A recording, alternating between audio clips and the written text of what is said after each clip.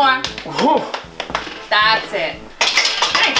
Whew. It's so hard gaining muscle when you're a hard gainer. I'm really hoping this new volume training protocol I'm starting though helps me build on mass faster, especially on my quads. Oh man, it takes forever to get big, doesn't it? Yeah. Well, what do you think? Like, am I making quad gains? Do you see muscle? Oh yeah, I see it. Nice muscles. I see it. You see new muscles? Yes, yeah. Just gotta make sure I get my nutrition right too, up my calories. Really tough when you're a hard gainer. What about you? So I've been eating a lot more. Yes. Right? Are you guys talking about gains? Yes. Oh, are you having the same problem as I am? Yes. It's just too easy to gain muscle, right? To gain those gains? Well, like every week, I get a new definition here, a new muscle growth there. It's just so easy to grow muscles. New pants every other month, like. What?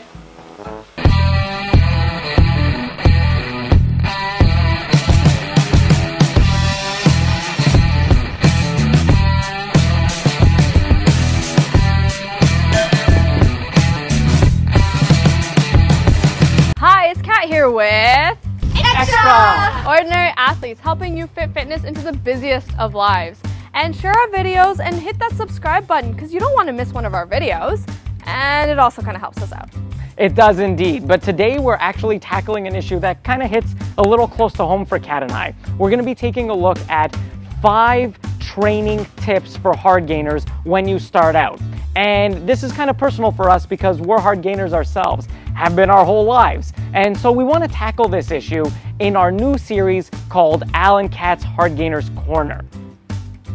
Alan Kat's Hardgainers Corner. We support it. And to start things off, we're going to look at 5 key things that you have to keep in mind as a hard gainer when you're first working out.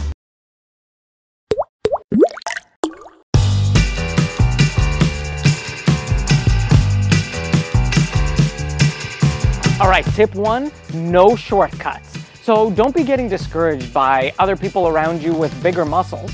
Hypertrophy will come. Stick to a solid muscle building plan.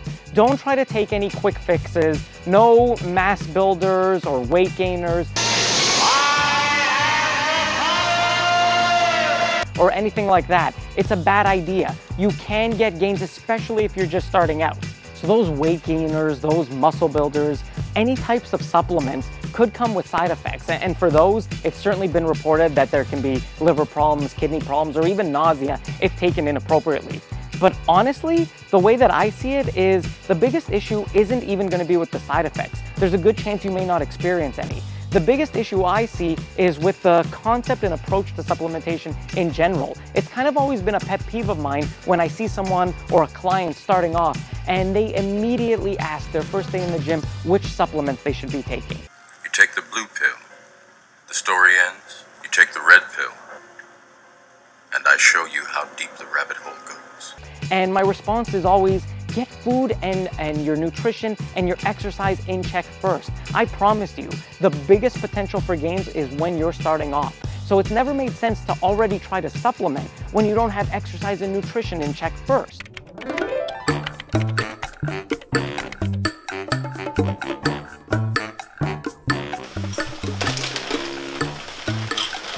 You gotta get lean for stomach.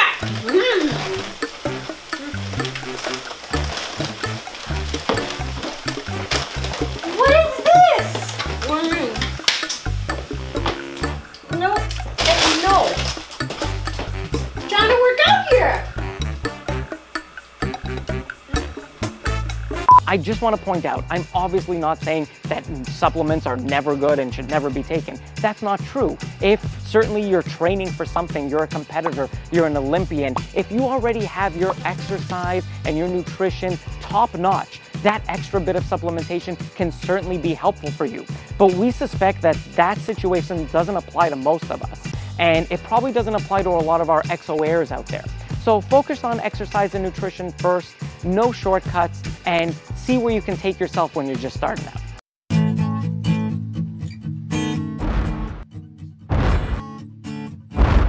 Let's talk about compound exercises. And some of you might think, but it's old, it's boring. I want to try that new technique or that new machine. And that's great. You know what?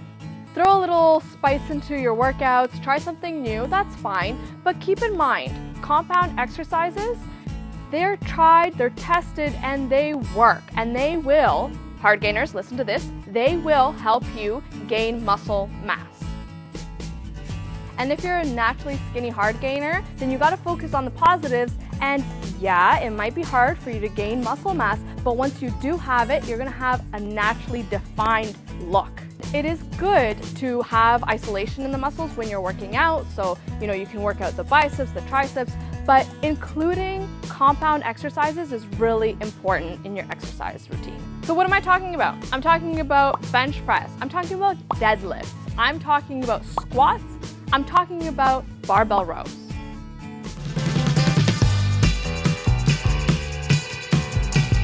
Okay, so it ain't just genetics. Don't let anybody tell you that you can't build muscle, whether you're a girl or a guy, and honestly, regardless of what your ultimate training goals are, probably building some lean muscle mass is gonna be key. So it's always been so frustrating for me when I hear people push this idea and push this narrative that it's all already been predetermined by genetics. It's not true, it's nonsense, and it makes people feel discouraged and like there's no point in even trying. But luckily, it's not the case. Okay, so certainly genetics obviously does play a role. I'm not diminishing its significance. Think of things like your skeletal structure, the length and the width. Think of your muscle fiber type ratios. Think of even the efficiency of your nervous system. Ultimately, how quickly you're gonna recover from your workouts. These are all fairly significant in training.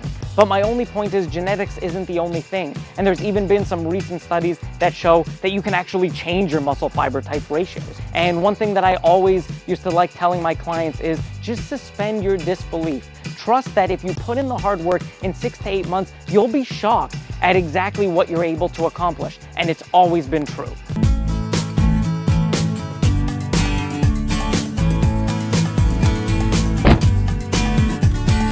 Tip number 4 is to focus on balance in the muscles. And a lot of us, what we like to do is we like to focus on our easiest group of muscles to work out and just do that. So for girls, that might be your bum or your abs. For guys, they usually focus on biceps or chest, although I kind of like chest too. When you're doing this, when you're only focusing on one muscle that's the easiest, that's not going to be good for your gains. You don't want to be doing biceps, let's say 3 times in a row in a week, and not even have done legs once. Ow! It's your turn, leg day, come on. Come on! Squats are tough. No, it's so good. All right. You can do it. All right. Leg day. That's right, leg day. Nah. Let's go for biceps. For the 4th time. Really? 4th time this week.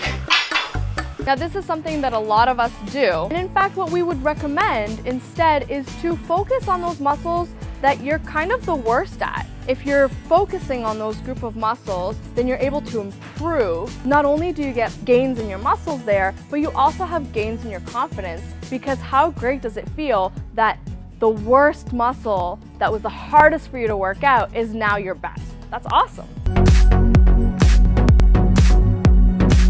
So tip number 5, don't count those reps, but make those reps count. This is a fantastic saying, and we've heard Jeff Cavalier over at athlean-x say it a bunch of times, and we're huge proponents of this. And this is a concept that we covered in another video. Check it out. Yeah, absolutely, but it's especially important for all you Hardgainers out there, because honestly, your gains will come in those last few hard reps. So don't just pick a predetermined amount of reps, pick up an easy weight, and expect results from that. Anyone can do easy reps, but the gains are made in the last set when you're really pushing your hardest and when you can hardly lift those weights. And you determine the amount of effort that you put in. So don't cut yourself short and don't leave gains on the table. No, gut it out through those last few hard reps and you're gonna notice big improvements. So those are our 5 training tips for Hardgainers when you're starting out. I wish we knew those when we started out. And if you like their Hardgainers Corner, then crush that like button down below. And if you're a Hardgainer out there, let us know in the comments below. Thanks for watching. Bye. Subscribe.